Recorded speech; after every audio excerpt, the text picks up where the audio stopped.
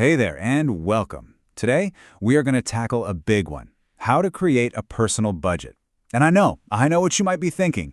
The word budget just sounds like a chore, right? Kind of restrictive. But I promise you, by the time we're done here, you're going to see it as a powerful tool for your own financial freedom. So, let's just dive right in. I mean, it's the classic question, isn't it? You get paid, you cover the bills, you do your thing, and then all of a sudden you're staring at your bank account thinking, wait a minute, where did it all go? If that sounds even a little bit familiar, you are in exactly the right place. So let's get one thing straight right off the bat. We have to completely reframe what a budget is. I want you to forget the idea that it's all about telling yourself no all the time. This is not a financial diet. A budget is really about grabbing the steering wheel. It's about you telling your money where to go so you can start building the life you really actually want. All right, let's get practical. Step one is the foundation for, well, everything else. Before you can make any kind of plan, you got to know what you're working with. Think of this as the discovery phase, and it is absolutely crucial if you want to build a plan that actually works. First things first, let's get a handle on what's coming in. Now this sounds super simple, but you got to be precise here. We need a clear, honest number for your total take-home pay every single month. This number, that's your starting line. So what counts? Well, obviously your main paycheck, after taxes are taken out, of course. But hey, don't forget about the other streams. Do you have a side hustle going? Do you do any freelance gigs? You've got to tally all of it up to get your true total monthly income. Okay, so we know what's coming in. The next part of the puzzle is figuring out what's going out.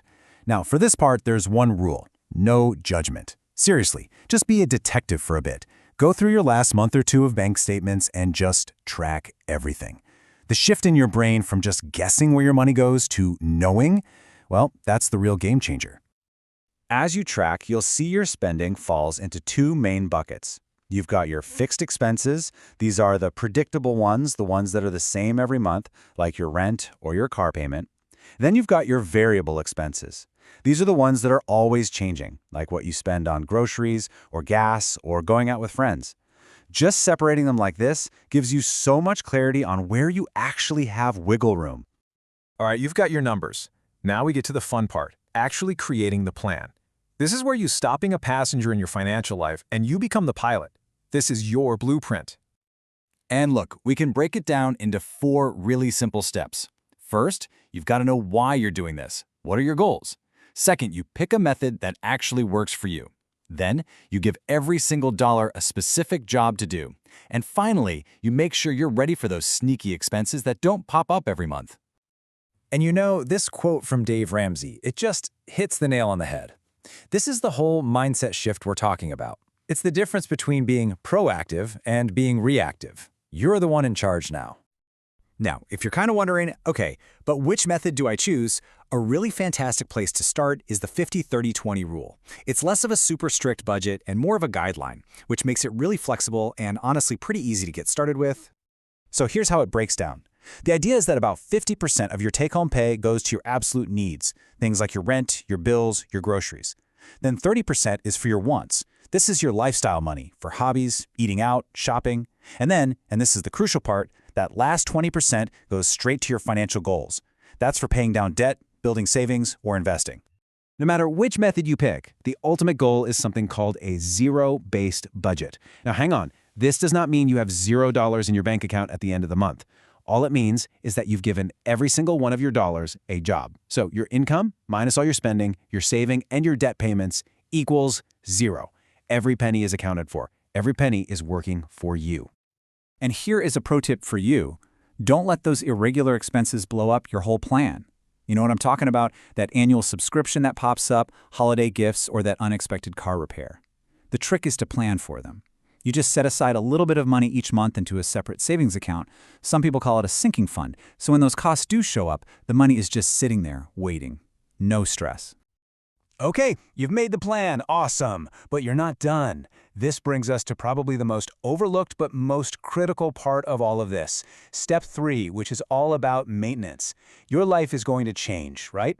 And your budget needs to be this living, breathing thing that changes right along with it.